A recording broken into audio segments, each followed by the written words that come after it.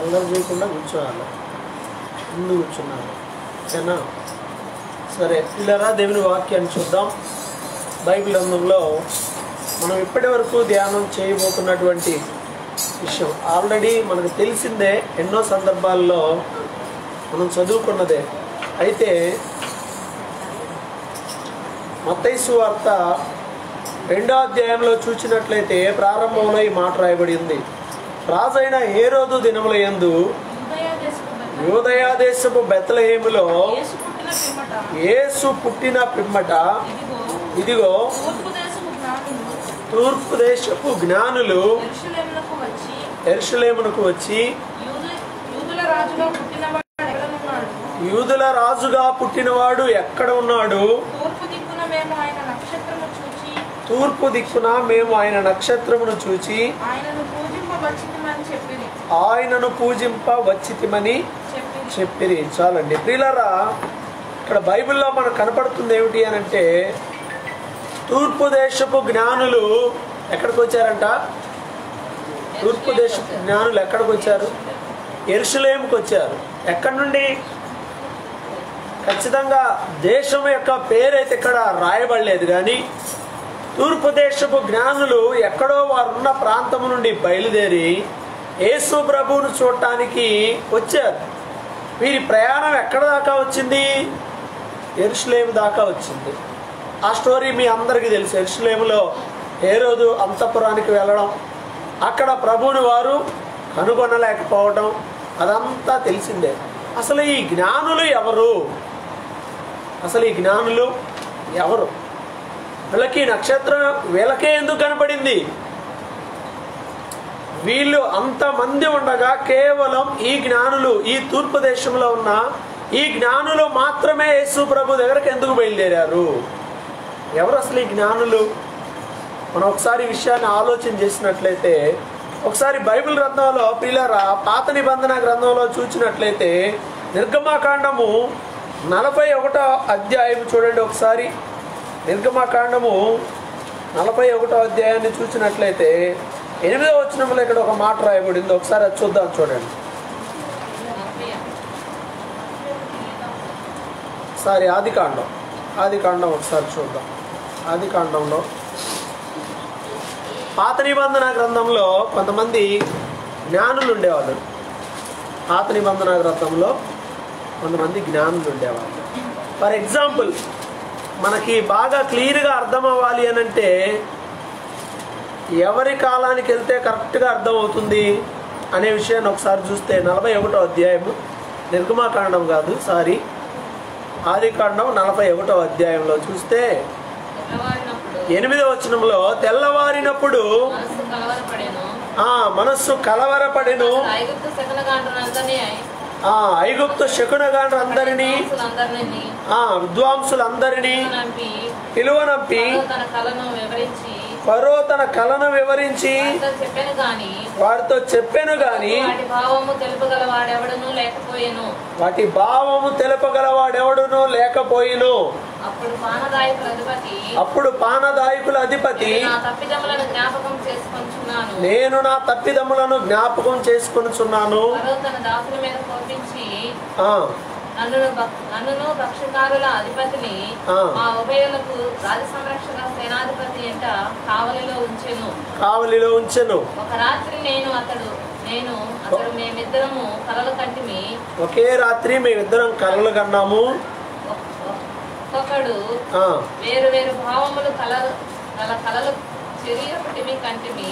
ఒక్కోడికి వేరు వేరు కళలు వచ్చినాయి, వాటి యొక్క భావాలు మాత్రం వేరు. అలాంటి కళలు మాకు వచ్చాయి. అక్కడ రాజ సంరక్షక సేనాధిపతికి దాసురై ఉండిన ఒక హెబ్రీ పడుచువాడు మాతో కూడా ఉండెను. ఒక హెబ్రీ పడుచువాడు మాతో కూడా ఉండెను. అతనితో మా కళలు వివరించి చెప్పినప్పుడు వాటి భావమును మాకు తెలిపెను. చాలండి, అతడు వాటి యొక్క భావమును మాకు తెలిపెను.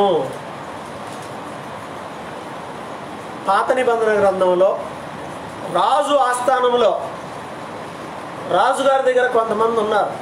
వాళ్ళు ఎవరు అనంటే, రాజు తనకి ఆలోచన చెప్పడానికి కొంతమంది మంత్రులను అపాయింట్ చేసుకుంటాడు కదా, అట్లాగే తనకు జ్ఞానాన్ని తెలియజేయడానికి కూడా కొంతమంది జ్ఞానులను ఏర్పాటు చేసుకునేవాళ్ళు రాజ్యంలో. అంత మాత్రమే కాదు, శకునం చెప్పేవాళ్ళు కొంతమంది, జ్యోతిష్యాలు చెప్పేవాళ్ళు కొంతమంది,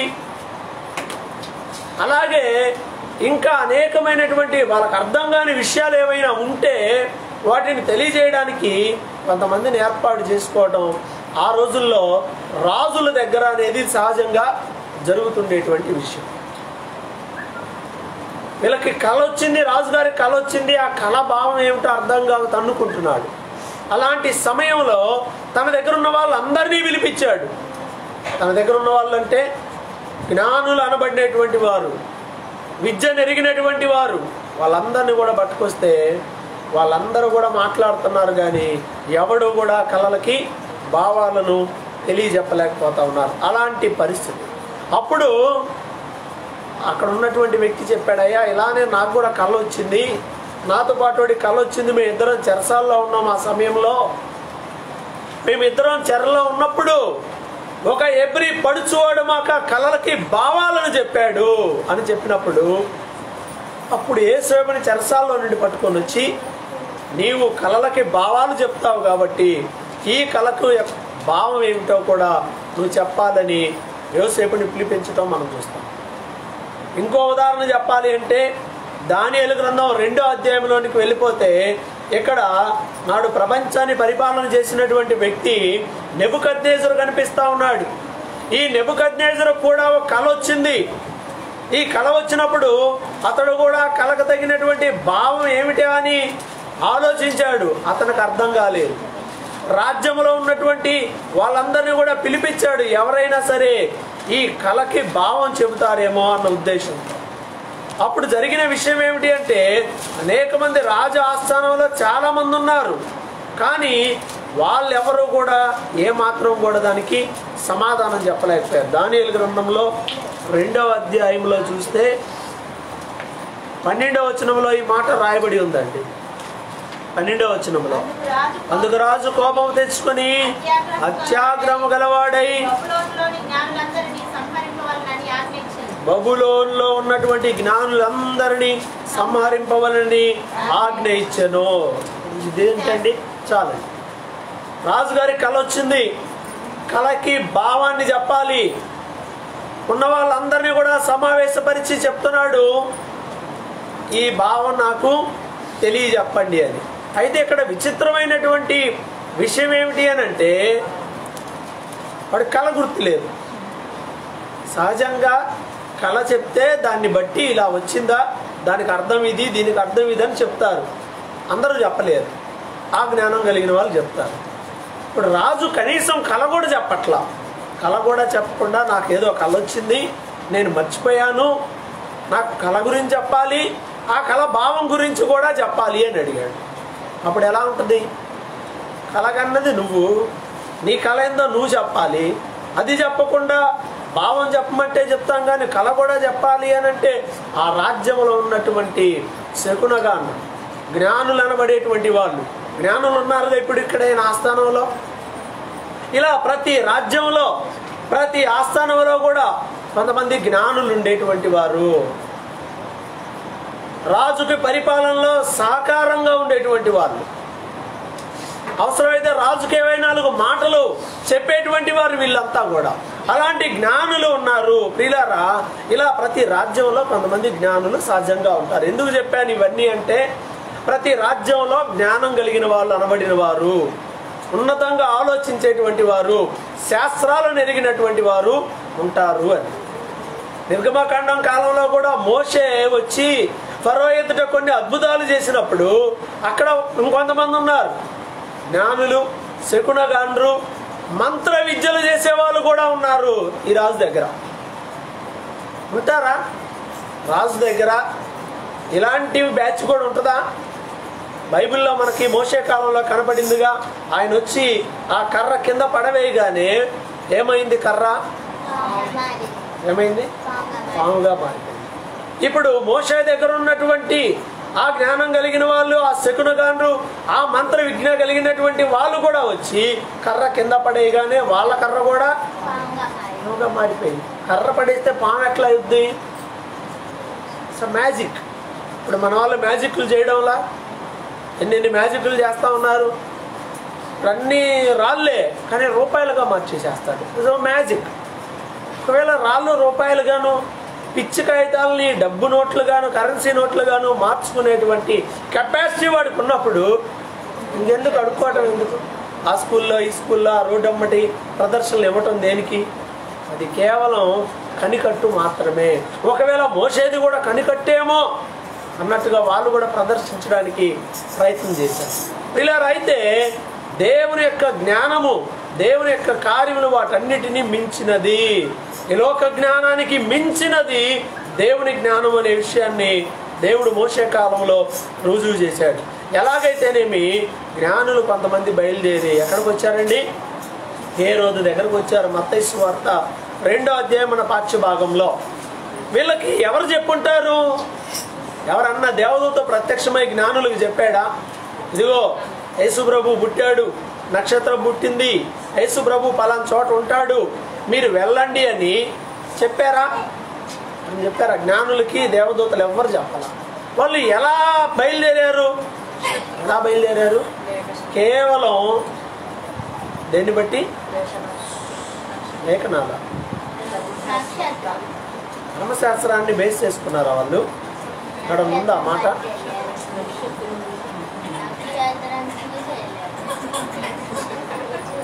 నక్షత్ర మార్గంలో నడిచారు. వాళ్ళకి ఏమీ తెలియదు, లేఖనాలు తెలియదు. వాళ్ళు అసలు యూదులు కాదు. కనీసం ఆ సామ్రాజ్యంలో ఉన్న వాళ్ళు ఎవరన్నా అయితే వాళ్ళకి ఆ నాలెడ్జ్ ఉందనుకోవచ్చు. వాళ్ళు ఎక్కడ తూర్పు దేశంలో మన కంట్రీస్లో ఇటువైపే ఉన్నారు మొత్తానికి. కానీ వారికి ఒక ఆలోచన ఎలా వచ్చింది అంటే వాళ్ళు జ్ఞానం కలిగిన వాళ్ళు ప్రతిదీ కూడా జాగ్రత్తగా పరిశీలన చేసేవాళ్ళు. ఇప్పుడు రోజులో ఆకాశంలో ఎన్నో నక్షత్రాలు ఉంటాయండి. బాగా ఒకటి మెరుస్తూ ఉందనుకో, అది ఇదేంటి బాగా మెరుస్తూ ఉందని మనం దాని మీద ఆలోచన చేస్తామా? దాని గురించి గమనం కలిగి ఉంటామా? మనకు అనవసరం, ఏం జరిగినా మనకు అనవసరం. ఆకాశంలో పెద్ద వింత జరిగింది అనుకో, సూర్యగ్రహణం, మీరు ఎవరన్నా గమనం కలిగి ఉన్నారు దాని మీద? ఈరోజు సూర్యగ్రహణం అంట అని ఉందా? కొంతమంది దాని మీద ఆలోచన చేసేవాళ్ళు, ఆ శాస్త్రాన్ని పాటించే వాళ్ళు ఉంటారే, వాళ్ళకి ఆలోచన, అమ్మో ఈరోజు సూర్యగ్రహణం, ఈరోజు చంద్రగ్రహణం, ఈ నక్షత్రంలోకి వచ్చాం, ఈ మాసంలో ఇది చేయాలి, అది చేయకూడదు. వీటి గురించి ఆలోచించేవాడికైతే అవన్నీ ఉంటాయి. క్రైస్తవులకు అవన్నీ అవసరమే లేదు. అవన్నీ అవసరమా? అవసరమే లేదు. పూర్తిగా వాటికి దూరంగా ఉండాలి, భయపడకూడదు వాటికి.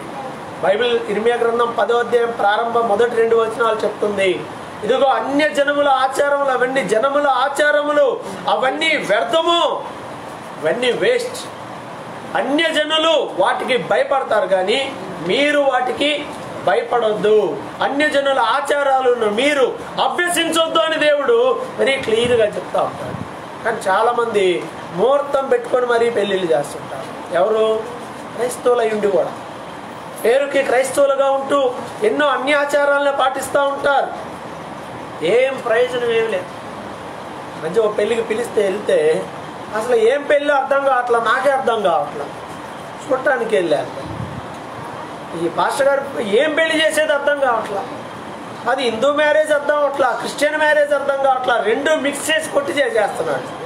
అది ఇది రెండు. ఇలా ఆలోచన చేయండి. మనం అన్యజనుల ఆచారాలను పూర్తిగా నిషేధించాలి. ఒకవేళ వాటిని కలిగి ఉంటే చేస్తే ఏమవుద్దండి అంటారు. ఏమవుద్దంటే ఒకటే గుర్తుపెట్టుకోండి, దానివల్ల నీకేదో జరగటం కాదు, ముందుకు వచ్చుకోవచ్చు.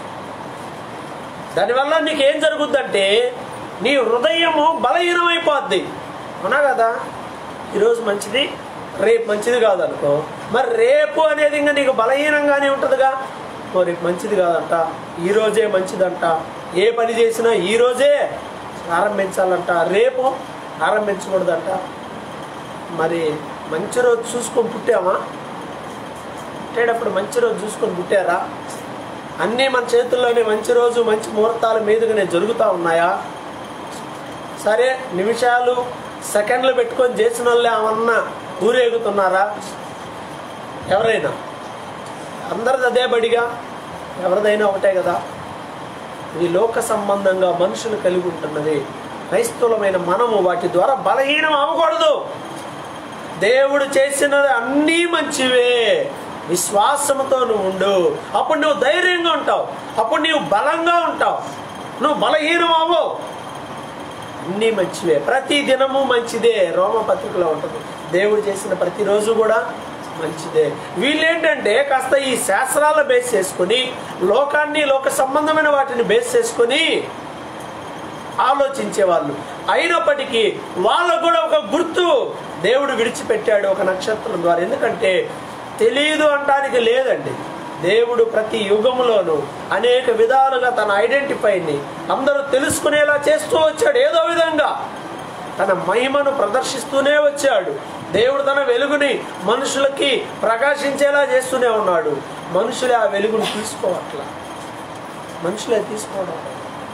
ఇలా చూసినట్లయితే జ్ఞానుల నక్షత్రాన్ని చూసి ఆలోచించి, ఏమిటి నక్షత్రం, దీని సంగతి ఏమిటో చూడాలి అని చెప్పి చిన్నగా నక్షత్రాన్ని పట్టుకొని ఆ నక్షత్రపు దారిన బడి చిన్నగా ప్రయాణం చేయడం మొదలుపెట్టారు. లోకంలో నిజంగా హేతువాదం అంటారే, హేతువాదం అంటే ఏమిటి? ప్రతిదానికి ఒక కారణం ఉంటుంది అనేవాళ్ళు హేతువాదం. ప్రతిదానికి ఒక కారణం ఉంటుంది అంటారు. నువ్వు ఆలోచన చేసినట్లయితే, ఒక్కసారి ఆలోచన చేస్తే, హేతువాదులైనా నాస్తికులు అంటే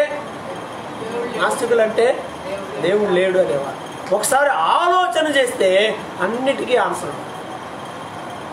బాగా చదువుతారు అనుకుంటా, మరి ఏమో బహుశా ఈ పిచ్చి వాళ్ళందరూ ఎక్కువగా చదువుకున్నారులే, దేవుడు లేడనే పిచ్చి వాళ్ళందరూ కూడా. దేవుడు లేకుండా ఇదంతా ఎలా జరుగుతుందిరా బాబు అని అంటే, సమ్ పవర్ అండి, వెనక ఒక శక్తి ఉందండి అంటాడు. ఏమిటి ఆ శక్తి? సైన్స్ అంటాడు, విస్ఫోటనం అంటాడు. ఏదో పగిలిపోయేలా వచ్చింది, మనుషులు కూడా పగిలిపోయి వచ్చారా? అదే అంటాడు, ఏదో విస్ఫోటనం జరిగింది, ఓ పెద్ద శబ్దం వచ్చింది, ఏదో అయింది అని బైబిల్ అదేగా చెప్తుంది. ఆయన మాట మాట్లాడగా విస్ఫోటనమే జరిగింది. శబ్దమే, శబ్దం అంటే వాక్యము. బైబిల్ అదేగా చెప్తుంది, ఆది యందు వాక్యము ఉండెను, వాక్యము దేవుని యొద్ద ఉండెను, వాక్యమే దేవుడే ఉన్నాడు, ఆ వాక్యమే దేవుడు. ఆయనే ఈ లోకాన్ని సృష్టించాడు. ఒక శబ్దముతో ఈ సృష్టి ఏర్పడింది అంటారు. ఓ మాటతో ఏర్పడింది. శబ్దము అంటే దేవుని నోట నుండి వచ్చిన మాటతో సృష్టి ఏర్పడింది, అదే శబ్దం.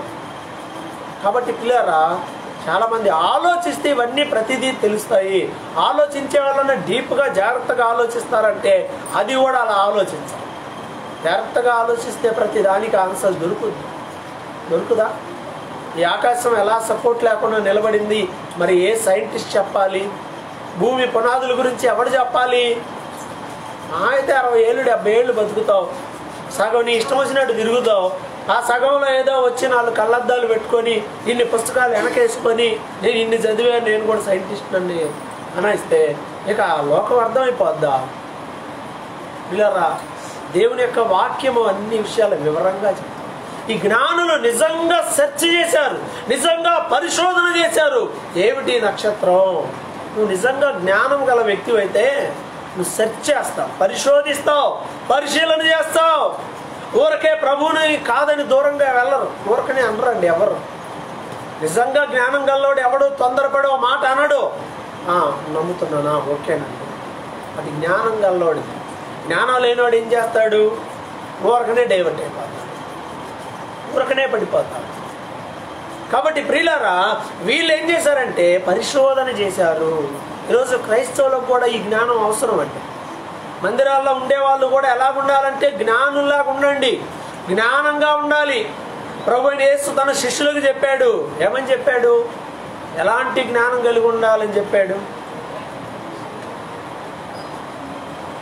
శిష్యులకు చెప్పాడు, ఇలా ఉండండి జ్ఞానంగా అని చెప్పాడు. వినపడేటండి.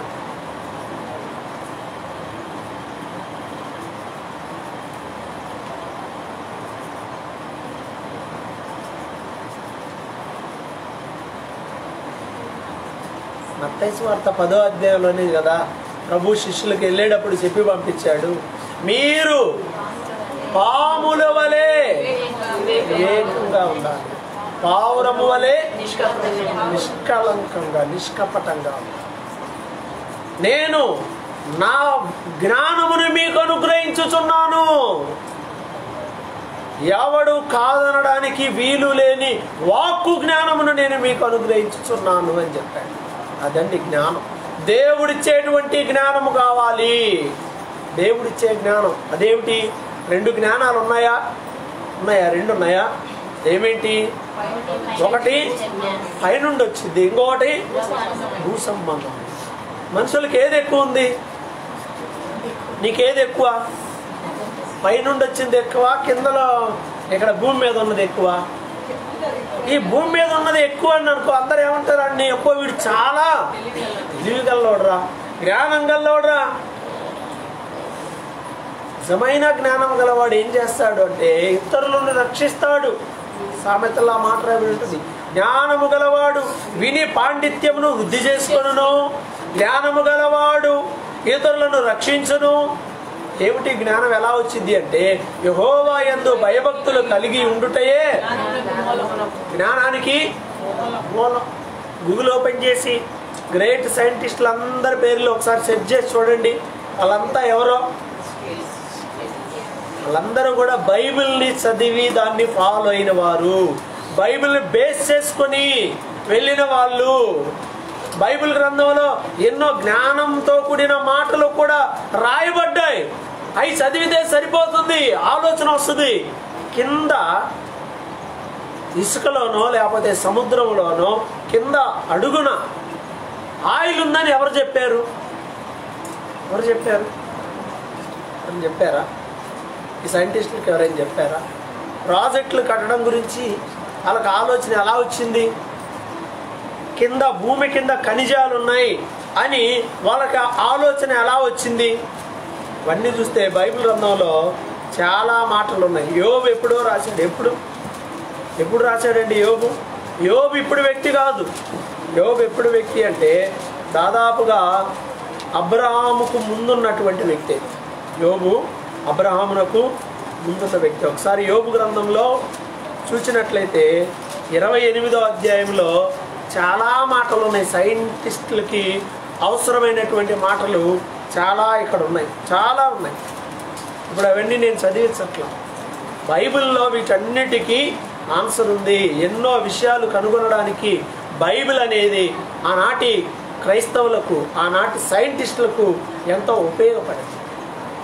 కీలు ఎక్కడి నుండి వచ్చింది? ఈ తార అనేది ఎక్కడి నుండి వస్తుంది? తారు దేంట్లో నుండి వస్తుంది? ఆయిల్లో నుండి వస్తుంది. తారు అనేది ఆయిల్ బేస్డ్ ఐటమ్, ముడి పదార్థం. ఆ కీలు అనేది అసలు ఫస్ట్ ఎక్కడ వాడబడినట్టుగా బైబిల్లో కనపడుతుంది? నోవా కాలంలో ఆయన శుభ్రంగా కీలు పూసాడు. ఎక్కడి నుండి వచ్చింది ఆయన కీలు? ఎక్కడి నుండి వచ్చింది తార? ఎక్కడి నుండి వచ్చింది ఆయనకి? ఇప్పుడు కనుక్కున్నారా? ఎప్పుడో కనుక్కున్నారా? అది ఎప్పుడో ఉంది. తర్వాత మోషే కాలంలో కూడా ఆమె ఒక జమ్ము పెట్టె తయారు చేసి ఆ పెట్టె లోపలికి నీళ్లు పోకుండా ఏం చేసింది?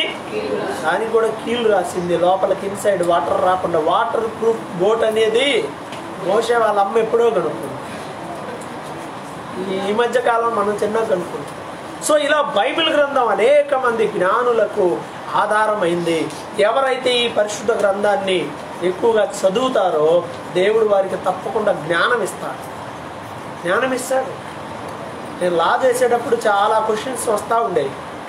వాటన్నిటికీ మినిమం బేస్ ఆన్సర్లు అన్నీ కూడా ధర్మశాస్త్రంలో ఉండేవి.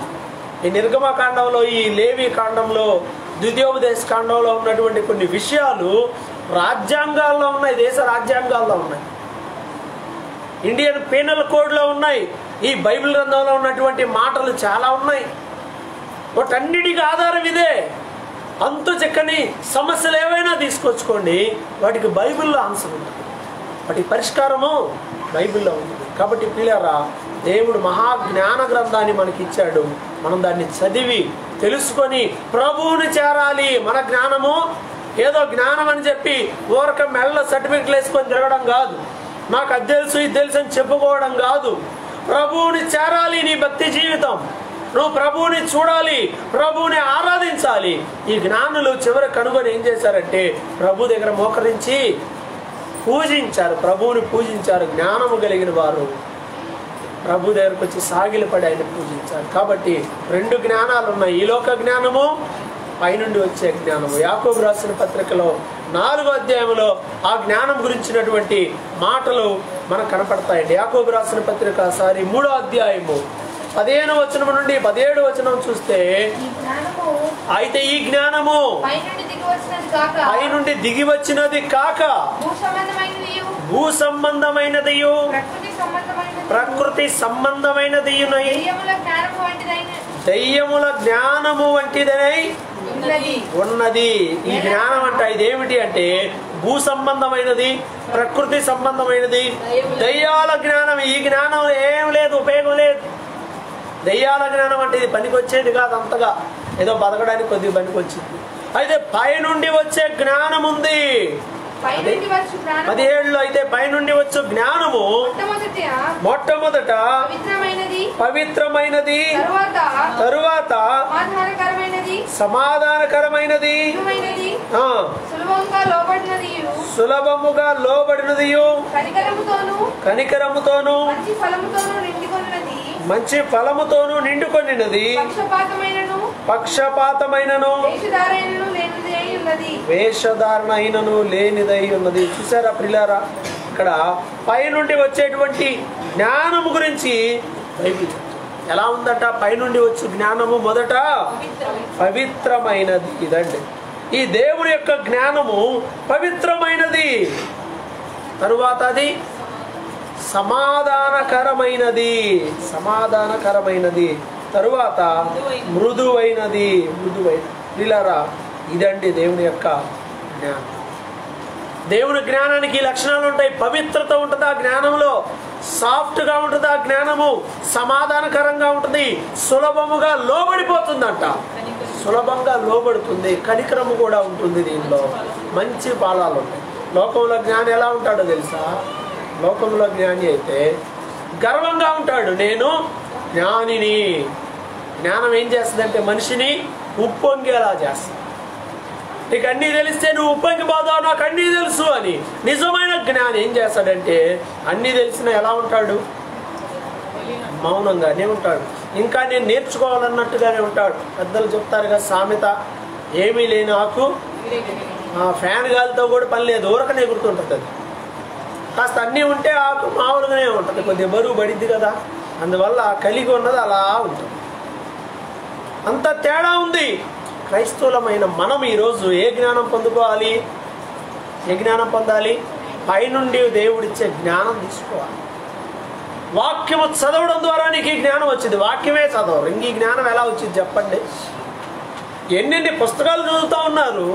రోజు కనీసం 3 అధ్యాయాలు 5 అధ్యాయాలు అలా చదువుకుంటా పోయినా 1 ఇయర్లో ఈ బైబిల్ చదివితే, ఒక 2-3 సార్లు ఈ బైబిల్ గ్రంథాన్ని చదివితే ఎన్ని మాటలు మన హృదయానికి ఉపయోగకరంగా ఉంటాయో తెలుసా? గుర్తుపెట్టుకోండి, ఈ వాక్యం చేతనే యేసు ప్రభు సాతానుని జయించాడు. దేవుడు కాబట్టి జయించలా, వాక్యాన్ని చూపించి జయించాడు. ఇదిగో ఇలా చేయకూడదు, ఇలా చేయాలి. ఈ వాక్యం నీకు తెలియకపోతే నువ్వు చేసేస్తావు, సింపుల్గా చేసేస్తారు. వాక్యం తెలియదు కాబట్టి. అందుకే మనం ఎలా ఉండాలంటే పైనుండి వచ్చే జ్ఞానము కలిగిన వారుగా ఉండాలి. పైనుండి వచ్చే జ్ఞానం కావాలి. వాక్య జ్ఞానం కూడా చాలా అవసరం. మనం బైబిల్లో చూస్తే యేసు ప్రభు ఎక్కడ పుట్టాడో అర్థం కాలేదు. అర్థం కాక పరిగెత్తుకుంటూ మొత్తానికి వచ్చారు. వచ్చినప్పుడు యేసు ప్రభు ఎక్కడ పుట్టాడు అనే విషయాన్ని చెప్పింది ఎవరండి? ఎవరు చెప్పారు? జ్ఞానులకి తెలియజేసింది ఎవరు?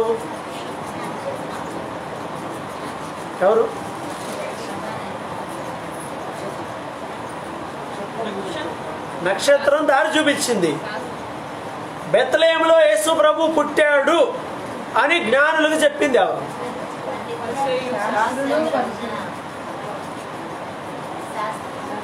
కరెక్ట్గా ఒకటే ఆన్సర్ చెప్పండి. దూత జ్ఞానం దగ్గరికి రాలేదుగా. ఏ రోజు రాజు దగ్గర ఉన్నటువంటి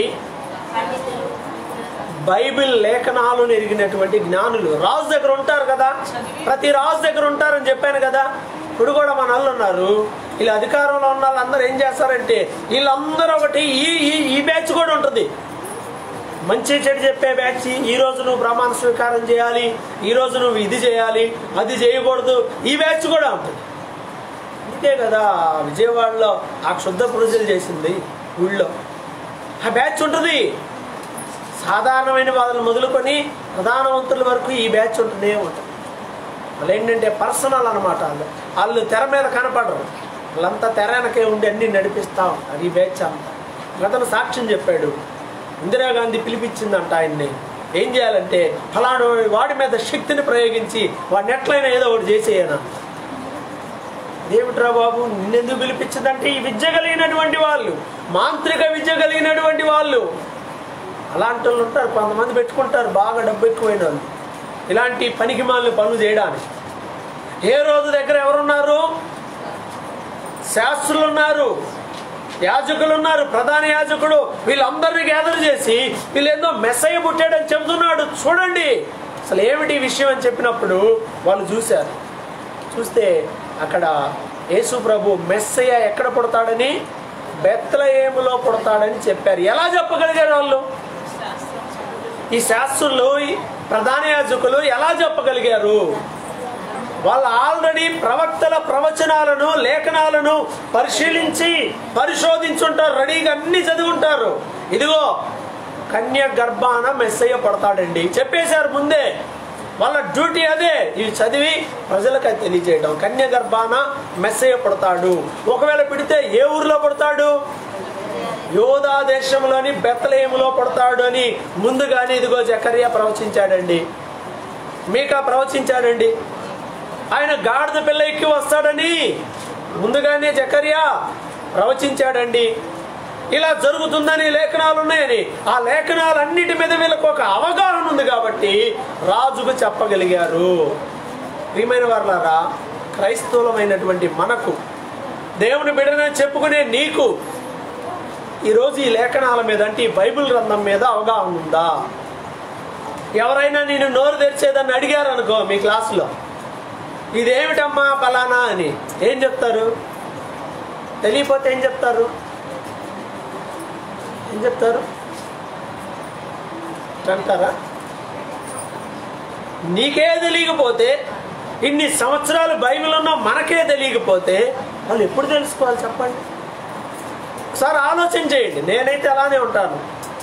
ఎవరు ఏ డౌట్ అడిగినా, బైబిల్ పరంగా ఏ డౌట్ అడిగినా మ్యాక్సిమం బైబిల్ నా చేతిలో లేకపోయినా చెప్పడానికి తగిన కెపాసిటీ కలిగి ఉండేలా నేనుండాలి. నాకు తెలియదని నేను అన్నాను అనుకో, పరిస్థితి ఏమిటి? నాకు తెలియదంటే పరిస్థితి ఏమిటి? తెలిసి ఉండాలి కదా, తెలుసుకొని ఉండాలి కదా. ప్రతిదీ ఎప్పుడు అడిగినా, ఇప్పుడు బైబిల్ ఏ టాపిక్ అడిగినా దానికి బేసికల్గా మినిమం సమాధానం చెప్పే జ్ఞానం నాకు లేకపోతే ప్రయోజనం ఏముంది? నేను మీకు ప్రయోజనకరంగా ఉండను. నేను తెలుసుకోవాలంటే చదవాలి, ప్రార్థించాలి, దేవుని జ్ఞానము పొందాలి. అదే విషయం మీ జీవితంలో కూడా జరగాలి. మీరు నేర్చుకున్న జ్ఞానాన్ని, విన్న జ్ఞానాన్ని, తెలుసుకున్న జ్ఞానాన్ని ఇతరులకు షేర్ చేయాలంటే మీ దగ్గర స్టోరేజ్ ఉండాలి. వీళ్ళు చెప్పారు ఎక్కడ పడతారంటే యేసు ప్రభు పలానా చోట పడతాడని వెంటనే చెప్పగలిగారు. ఈరోజు క్రైస్తవులకి ఎంత బైబిల్ జ్ఞానం ఉందండి? ఎంత ఉంది బైబిల్ జ్ఞానం అంటే చాలా తక్కువ. చదవరు, తద్వారా తెలియదు. బైబిల్ చదవకపోవటం వల్ల నీకు తెలియదు. తెలియకపోవటం వల్ల వచ్చే లాస్ ఏమిటి? ఇతరులకు చెప్పటం దేవుడు ఎరుగు, నీ ముఖానికి నీకు తెలియదు. ఇలా ఉండాలి అని బైబిల్ చెబుతుంది. నీకు తెలియకపోతే ఇంకా అసలు మనం ఎలా ఉండాలో మనకు తెలియదు కదా. ముందు వాక్యం మనల్ని సరైన మార్గంలో నడిపిస్తుంది. ఈ వాక్యం మనల్ని దేవునికి ఇష్టమైన జీవితాన్ని జీవించేలా ప్రేరేపించింది. ఆ వాక్యం నీ మనసు జ్ఞాపకం వచ్చినప్పుడు నువ్వు సరి చేయబడతావు. వాక్యం నీ మనసులో ఉన్నప్పుడు నువ్వు సత్య మార్గంలో నడవటం ఉండాలి, మనసులో ఉండాలి. దేవుని ధర్మశాస్త్ర విధులు మన హృదయంలో రాసుకుని ఉండాలి. ఉన్నాయా? ఉండట్లా, అందుకే ఏది పడితే అది చేసేస్తున్నారు. హృదయంలో ఉండట్లా, అందుకే ఏది పడితే అది మాట్లాడుతున్నారు. ఏమన్నంటే ఆవేశంలో జరిగిపోయిందండి, కోపంలో అనేసామండి. ప్రియమైన వారలారా, అవును, తెలియకపోవటం ఒకటి, రెండు తెలుసుకున్నాక ఆ విధంగా ఉండడానికి అవసరమైన ప్రార్థన కూడా చేసుకోవాలి. నేను జయించలేకపోతున్నాను, నాకు ఈ శక్తి కావాలని ప్రభు దగ్గరికి వెళ్ళి అడగాలి. అప్పుడు దేవుడు ఆ శక్తిని ఇస్తాడు.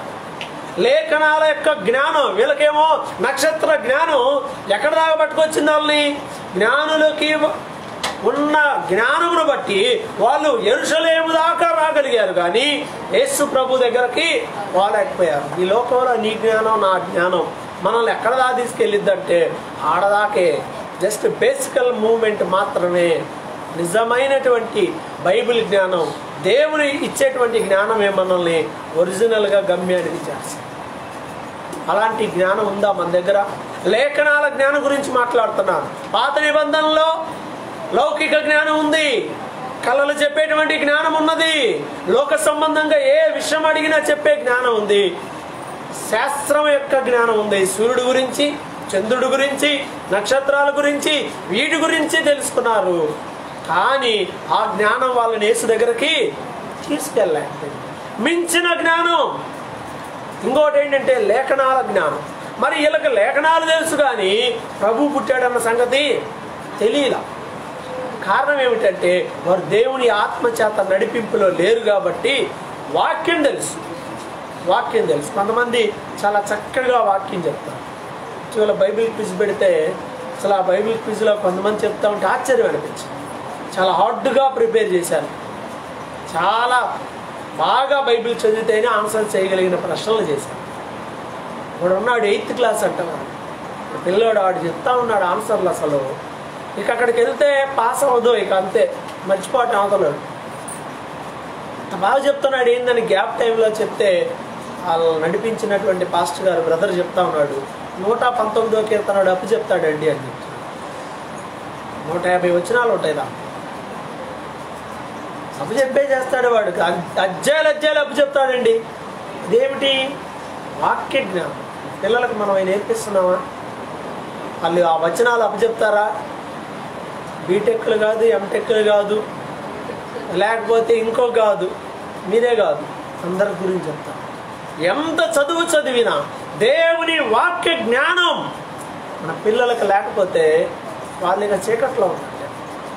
అందుకే బాల్యం నుంచి కొన్ని వచనాలు ఖచ్చితంగా నేర్పించాలి, కొన్ని మాటలు ఖచ్చితంగా వారి హృదయంలో ప్రింట్ అవ్వాలి, మనం వాటిని నేర్పించాలి. ఇది బాల్యానికి నేర్పించడం మన బాధ్యత. యవన కాలంలో వాక్య జ్ఞానం ఇది ఎలా వచ్చింది? యవనసుడైన తర్వాత అమ్మాయి కూర్చోమ్మా బైబిల్ చదువు అమ్మ అని చెప్తారా? సహజంగా ఉండదు. ఎందుకంటే నీకు ఒక జ్ఞానం వచ్చింది, ఒక వయసు వచ్చింది. నీకు ఒక వయసు వచ్చినప్పుడు ఆటోమేటిక్గా ఏం రావాలి? ఒక జ్ఞానం కూడా రావాలి. వయసునందు జ్ఞానమునందు డెవలప్మెంట్స్ ఆటోమేటిక్గా వచ్చేస్తాయి. వయసుతో పాటు వచ్చే జ్ఞానం, ఆ జ్ఞానం ఏదై ఉండాలి అంటే దేవుని వాక్య జ్ఞానం కూడా. నేను బైబిల్ చదువుకోవాలి, నేను ప్రార్థన చేసుకోవాలి. నేను అందుకే, ఎందుకంటే ఇక ఒత్తడానికి లేదు. చిన్నప్పుడైతే ఒత్తితే చిన్నగా ఎట్లనో అయిపోయింది. యవన కాలంలోకి వచ్చాక నీ అంతటా నీకు రావాలా నాలెడ్జ్. నేను ఇంటర్మీడియట్, అసలు ఇంటర్ కాదు, నేను 7th క్లాస్ చదివేటప్పుడే బైబిల్ స్టడీ మొదలుపెట్టాను. 8th బైబిల్ అయిపోయింది. 8th క్లాస్కి నేను బైబిల్ తీసుకొని బైబిల్ మొత్తం చదివేశాను. సంవత్సరం ఇక చదవడం మొదలుపెట్టాం. చిన్నగా చదువుతాం, ఎక్కడో ఆగిపోయేది మధ్యలో. మళ్ళీ ఇలానే జనవరి 1 రాగానే పాస్టర్ గారు పిలిచి, రే అందరు బైబిల్ ఎక్కడ దాకా చదివారో రండిరా అనగానే ఎక్కడ దాకా వచ్చిందంటే సంఖ్యాకాండం దగ్గర ఆగిపోయింది. సంఖ్యాకాండం ఆ లెక్కలు, ఆ పేర్లు ఇవన్నీ చూసి ఏం అర్థం కావట్లేదని ఆపేసాం. సువార్తలో క్రొత్త నిబంధన మొదలు పెడతాం, మత్తయి సువార్త మొదలు పెడతాం. అసలు మత్తయి సువార్త ఎన్నిసార్లు చదువుతామో తెలియదు. మొదలు పెట్టినప్పుడల్లా ఫస్ట్గా ఉండే కదా మత్తయి సువార్త. ఇటు మొదలు పెడితే ఆదికాండం. అసలు ఏ 100ల సార్లు చదివి ఉంటాం వాటిని. అందుకే ఏం చేయండి అంటే, మీకు అర్థం కాకపోతే అలాంటి వంశాలు ఏదన్నా ఒక అధ్యాయం లాంటిది ఉంటే అలా చదువుకుంటే వెళ్ళండి ముందు. దాన్ని అర్థం కాకపోయినా తర్వాత అర్థం అవుతుంది దాని అర్థం. మత్తయి సువార్త 1వ అధ్యాయం మొదటి 17 వచనాలు ఎవరికైనా అర్థమైనయా? ఆయన కని నేను అనుకునే వాళ్ళు ఎవరెవరు అంటే మనకేంద్ర బాబు కనేను ఇన్ని రాసి పెట్టారు. శుభ్రంగా యేసు ప్రభువు ఎలా పుట్టాడో కరుణామయుడు సినిమాలో స్టార్ట్ అయితే బాగుండేది కదా కొత్త నిబంధన. కానీ బేస్ కొత్త నిబంధనకి బేస్ అంతా కూడా ఆ 16 వచనాల్లోనే ఉంది. పాత నిబంధన మొత్తం ఆ 16 వచనాల్లో ఫిక్స్ చేసి ఒక ఫ్రేమ్ చేసి పెట్టాడు. ప్రతిదీ దేవుడు మన కోసం రాయించి పెట్టాడు. చదవాలి, యవనస్తులు చదవాలి. ఇప్పుడు చదవలేదనుకో తర్వాత పరిస్థితి ఎలా ఉంటుంది? తర్వాత ఇటొకడు అటొకడు ముందు వచ్చి పిలుస్తూ ఉంటుంది, బయట పనులు పిలుస్తూ ఉంటాయి, ఎంత బిజీ అయిపోతూ ఉంటావు కదా. అన్నా కదా, ఆలోచన చేయండి. అందుకే యవన కాలం అనేది ద బెస్ట్ టైం అన్నమాట. దేవుని కాడి మోయడానికి యవన కాలమున కాడి మోయిట నరునికి మేలు. ఇది కాకముందు శుభ్రంగా దినేష్ రోజు వచ్చింది వాక్యాలు చదివి దాదాపు అందరు వినిపించాడా లేదా మైక్లోనే? నేనున్నా లేకపోయినా మైక్ పెట్టి మొత్తం చదివి పట్టం. ఇప్పుడు ఉదయం లేవాలంటే ఎలా ఉంది? వాళ్ళ అబ్బాయి లేపితే లెగుస్తున్నారు. ఆడు ముందుగానే లేచి లేపుతా ఉంటాడు, లేగవండి. అప్పుడు లెగుస్తూ ఉన్నాం. ఎవరైనా అంతే, పనులు, ఆ పనులో ఒత్తిడి ఎన్నో ఉంటాయి. వాటి ప్రభావం వల్ల ఏమైపోతూ ఉంటాం, చాలా ఇబ్బందికరమైన పరిస్థితులు వస్తాయి. అందుకే యవ్వన కాలములోనే దేవుని యొక్క వాక్య జ్ఞానాన్ని కలిగి ఉంటే ఇంకా మంచిది. ఇంకా యవనస్తులకే కదండి, ఇంకా మా సంగతి ఎందుకులే అని మీరు అంటారా? అది ఫౌండేషన్.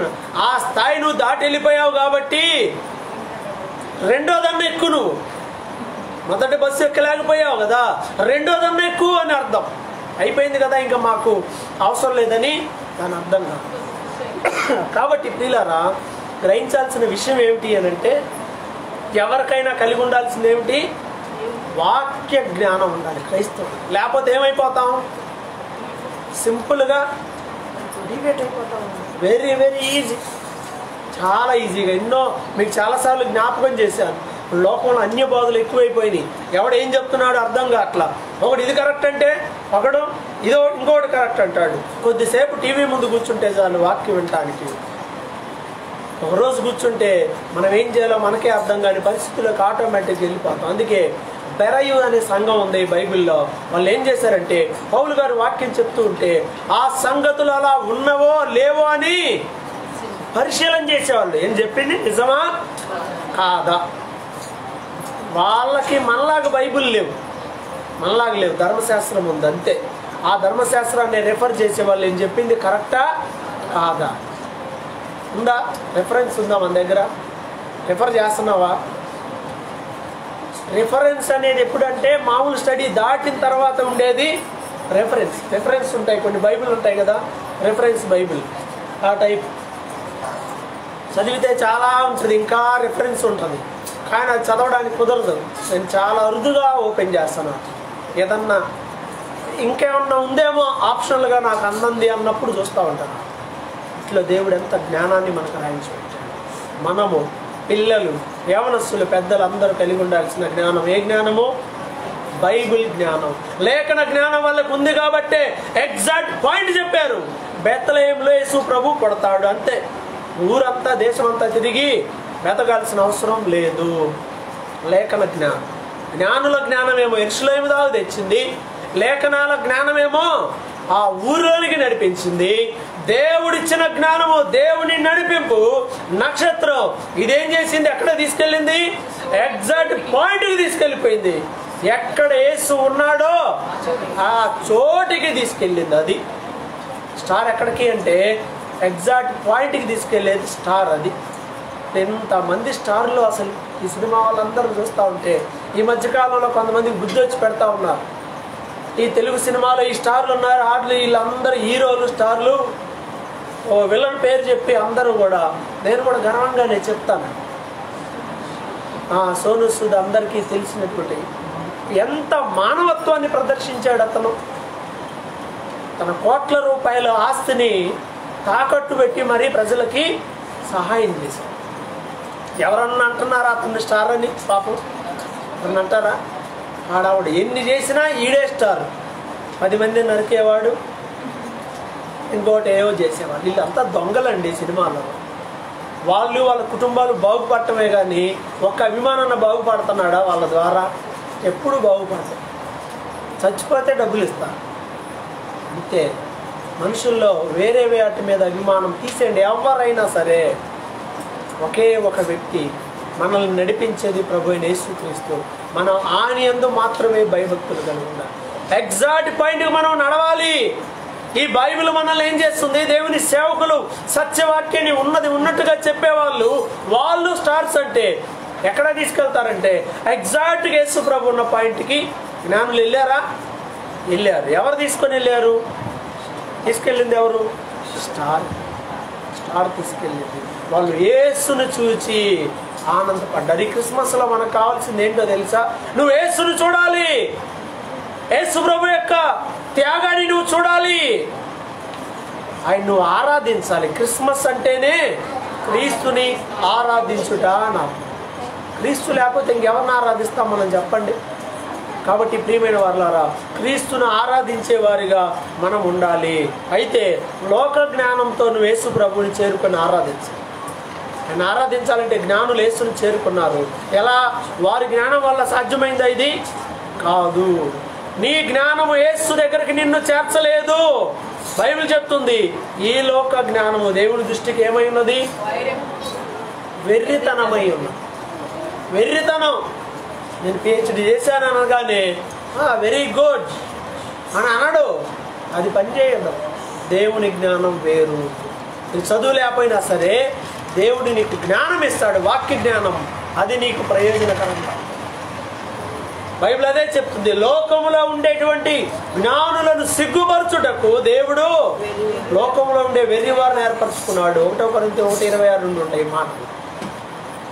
చాలా మంది జ్ఞానులు ఉన్నారు, కానీ జ్ఞానం లేని వారిని కొంతమందిని ఎన్నుకొని ఆయన వాక్యాన్ని ప్రకటించడానికి ఏర్పాటు చేసుకున్నాడు. నాలా అవును ప్రియమైన వాళ్ళ ఎప్పటికీ ఆలోచిస్తూ ఉంటే కొంతమంది మీరు అంటారు, పర్లేదులే కొద్దిగా ఉందంటారా, నాలెడ్జ్ ఉందా నాకు మనం చెబుతారా? ఉంది, పర్లేదులే కొద్దిగా ఉంది అని అంటారు. నేను నిజంగా చెప్తా ఉన్నాను, డీప్గా ఆలోచన చేస్తే లేదని అర్థం అవుతుంది. ఉండడం లేదు. దేవుడు జ్ఞానంతో అలా నెట్టుకొని వస్తాం. అదే నిజం. ఈ లోక జ్ఞానం అక్కడ దాకే తీసుకెళ్ళింది, కానీ దేవుని జ్ఞానం వాళ్ళని గమ్యానికి యేసు ప్రభు దగ్గర తీసుకెళ్ళింది. మరి ఆ జ్ఞానం ఉందా? చివరి మాట ఏంటంటే కొలస్సీ పత్రిక 2:3 బైబిల్ చెప్తుంది. కొలస్సీ పత్రిక 2:3 బుద్ధి విజ్ఞాన సర్వ సంపదలు ఆయన యందే గుప్తమై ఉన్నవి. చూసారా? ఈ మాట గుర్తుపెట్టుకోండి. ఏమేమి ఉన్నాయంట? బుద్ధి ఏమున్నాయి? బుద్ధి, జ్ఞానము, సర్వ సంపదలు. 3 ఎక్కడున్నాయి?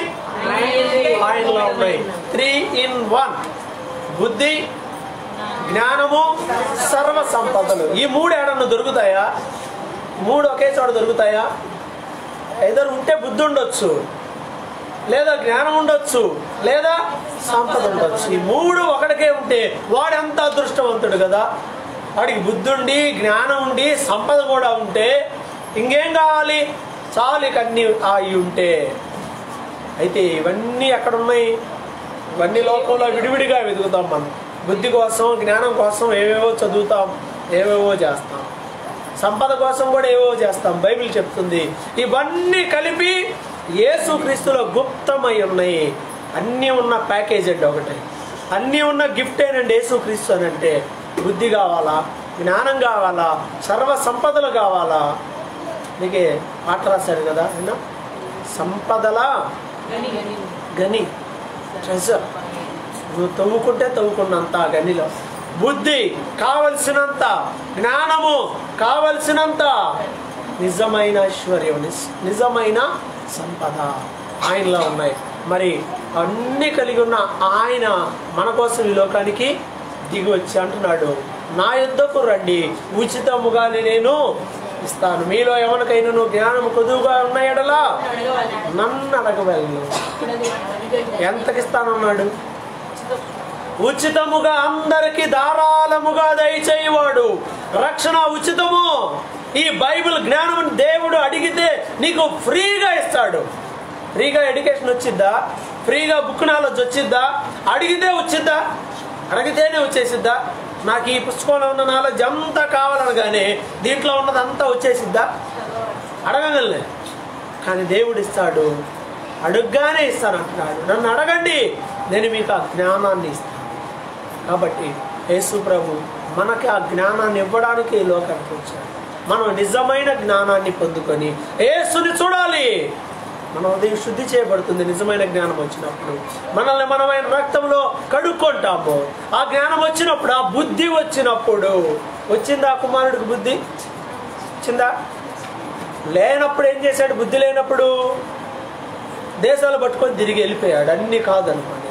అయితే బుద్ధి వచ్చినప్పుడు వాళ్ళ నాన్న దగ్గరికి వెళ్ళి తన తప్పులు ఒప్పుకుంటాడు. నీకు బుద్ధి వస్తే నీ తప్పులు ఒప్పుకుంటావు, వాటిని విడిచిపెడతావు, ఆయన రక్తంలో కడగబడతావు. దీనమైన మనసు, పశ్చాత్తాప హృదయము వచ్చినప్పుడు అదే జరుగుతుంది.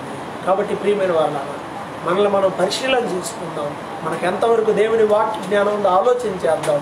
ఎంత దూరంగా ప్రభు దగ్గరికి వెళ్ళాము, ప్రభువుకు దూరంగా ఎంత దూరం వెళ్ళాము ఆలోచన చేసుకొని జ్ఞానుల వలె, ప్రభువా మా జ్ఞానంతో మేము నిన్ను చేరుకోలేం, ప్రభువా నీ జ్ఞానం మాకివ్వు, నన్ను మీరు నడిపించమని అడిగితే జ్ఞానులకు నక్షత్రాన్ని ఇచ్చినట్లుగా దేవుడు మనకు ఆల్రెడీ ఇచ్చాడండి. ఈ బైబిల్ని ఇచ్చాడు.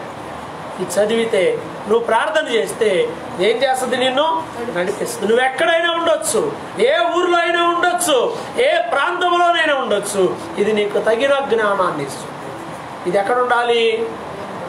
నీ మనసులో ఉండాలి, నీ హృదయంలో ఉండాలి. వాక్యము నీ హృదయంలోనికి వెళ్ళిపోతే ఆయన నడిపిస్తాడు. జ్ఞానము, బుద్ధి, విజ్ఞాన సర్వ సంపదలు ఆయనలో గుప్తమై ఉన్నాయి. ప్రభు దగ్గరికి వెళ్ళి మనం చెప్తాం, ప్రభువా జ్ఞానుల వల్ల అయితే మేము చేరుకోలేము. ఆయన యేసు ప్రభు ఎంటర్ అవ్వకపోతే మరి జ్ఞానంతో యేసుని వాళ్ళు చూసేవాళ్ళు కాదు. దేవుడు ఎంటర్ అయ్యి వాళ్ళకు నక్షత్రాన్ని ఇచ్చి నడిపించాడు. అప్పుడు వారు ప్రభువును చూసి ఆనందం, అప్పుడు వచ్చింది అత్యానందం. నిజమైన క్రిస్మస్ ఆనందం కావాలంటే ప్రభు మన జీవితంలో జరిగించాల్సిందే. ప్రార్థించుదాం, అందరు తల వంచి ప్రభువుని అడుగుదాం, దేవుణ్ణి అడుగుదాం. జ్ఞానము కొరకు ప్రభువుని అడుగుదాం. ప్రతి ఒక్కరూ హృదయపూర్వకముగా పూర్ణ హృదయంతో ప్రార్థించు. ప్రభువా ఈ లోకములో జ్ఞానము, నాకున్న జ్ఞానము వెర్రితనమే ప్రభువా, నేను ఒప్పుకుంటున్నాను ప్రభువా. ఈ జ్ఞానంతో నేను నిన్ను చేరుకోలేకపోతా ఉన్నాను. ఈ జ్ఞానము నన్ను సమాధానంలోనికి నడిపించడం లేదు. ఈ జ్ఞానము నాకు శాంతిని ఇవ్వడం లేదు ప్రభువా. ఈ జ్ఞానము నాకు పరిశుద్ధతను ఇవ్వడం లేదు ప్రభువా. లోకములో ఉన్న ఈ జ్ఞానము నాయన వెర్రితనమే ప్రభువా. దేవుడితో చెప్పండి, నిన్ను నీవు దేవుని ఎదుట తగ్గించుకో, యథార్థముగా దేవుని ఎదుట ఒప్పుకొని ప్రార్థించు. లోకములో జ్ఞానులు అనబడిన వారు ఎంతో మంది ఉన్నప్పటికీ దేవుడు నిన్ను నన్ను ఎన్నుకున్నాడు. జ్ఞానులను సిగ్గుపరచుటకే దేవుడు నన్ను ఎన్నుకున్నాడు. నేను అది గుర్తిస్తున్నాను. ప్రభుతో చెప్దాం, ప్రభువా జ్ఞానము లేని వ్యక్తిని ప్రభువా నీ జ్ఞానము నాకు దయచేయి నాయనా. అడగండి, నీకు లేకపోతే అడుగు, దేవుడు ఇస్తాడు. నీ పరలోకపు జ్ఞానం నాకు దయచేయి. భూ సంబంధమైన జ్ఞానం కాదు ప్రభువా, పర సంబంధమైన జ్ఞానం కావాలి, లేఖనాల జ్ఞానం కావాలి, వాక్య జ్ఞానం నాకు కావాలి. నా జీవితాన్ని పరిశుద్ధముగా జీవించడానికి అవసరమైన జ్ఞానం నాకు కావాలి. నిన్ను సంతోషపరిచే జ్ఞానం నాకు కావాలి ప్రభువా. దేవా నాకు ఆ జ్ఞానము దయచేయము, నిన్ను చూచే జ్ఞానాన్ని దయచేయము ప్రభువా. నీ వాక్యాన్ని అర్థం చేసుకునే జ్ఞానాన్ని మాకు దయచేయి ప్రభువా. చిన్న బిడ్డలను జ్ఞాపకం చేసుకునండి. మీరు 12 సంవత్సరాల ప్రాయంలో దేవాలయంలో ఉండి శాస్త్రులతోనూ పెద్దలతోనూ పండితులతో మాట్లాడారు ప్రభువా. చదువుకున్నది మీకు ఎంత పాండిత్యం వచ్చింది, ఆత్మ ద్వారా మీకు ఆ జ్ఞానం వచ్చినది ప్రభువా. మా చిన్న బిడ్డలను జ్ఞాపకం చేసుకునండి ప్రభువా. వారికి ఆత్మ జ్ఞానాన్ని దయచేయండి, పై నుండి వచ్చే జ్ఞానాన్ని వారికి దయచేయండి ప్రభువా. పరలోక జ్ఞానంతో మా బిడ్డలను నింపమని ప్రార్థన చేసి మా యవన బిడ్డలను కనికరించండి ప్రభువా. యవన కాలంలో నీ కాడి మోసేవారిగా చేయండి ప్రభువా. పరలోకపు జ్ఞానాన్ని దయచేయండి, నీ వాక్యపు జ్ఞానాన్ని దయచేయండి. బైబిల్ చదివి ప్రభువా నీ వాక్యమును బట్టి దాన్ని జాగ్రత్తగా చూచుకునేవారిగా చేయండి. యవనస్తులు దేని చేత తమ నడత శుద్ధి చేసుకుందరు ప్రభువా. నీ వాక్యం బట్టి దాన్ని జాగ్రత్తగా చూసుకునే చేతనే కదా నీ వాక్యం ఇలా సెలవిస్తుంది. ప్రభువా యవన బిడ్డలందరూ నీ వాక్కు జ్ఞానము కలిగిన వారిగా చేయండి ప్రభువా. అయ్యా మా జ్ఞానం నిష్ప్రయోజనమైనది మేము ఒప్పుకొనుచున్నాను ప్రభువా, సహాయం చేయమని కోరుతున్నాం ప్రభువా. అయ్యా జ్ఞానుల జ్ఞానము యెరూషలేము వరకే పనిచేసినది, ఆగిపోయింది. మేము కూడా అంతే, మా స్వబుద్ధి మీద మా స్వజ్ఞానం మీద ఆధారపడి మేము గమ్యాన్ని చేరలేకపోతున్నాం, నిన్ను చూడలేకపోతున్నాం, నిన్ను ఆరాధించలేకపోతా ఉన్నాం. ఆత్మ సంబంధమైన జ్ఞానం, పర సంబంధమైన జ్ఞానము మాకు మీరు అనుగ్రహించి కృప చూపించండి. బుద్ధి విజ్ఞాన సర్వ సంపదలకు ఆధారమైన దేవా, మీరు మాతో ఉండండి, మీరు మా కుటుంబాల్లో ఉండండి ప్రభువా. నిన్ను చూసేటువంటి భక్తి మాకు దయచేయండి.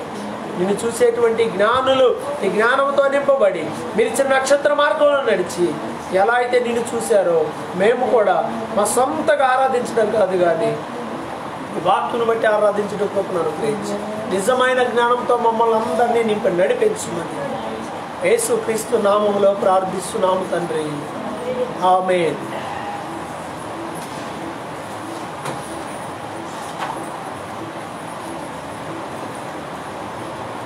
అందరం పైకి లేచి నిలబడదామండి, పాట పాడదాం.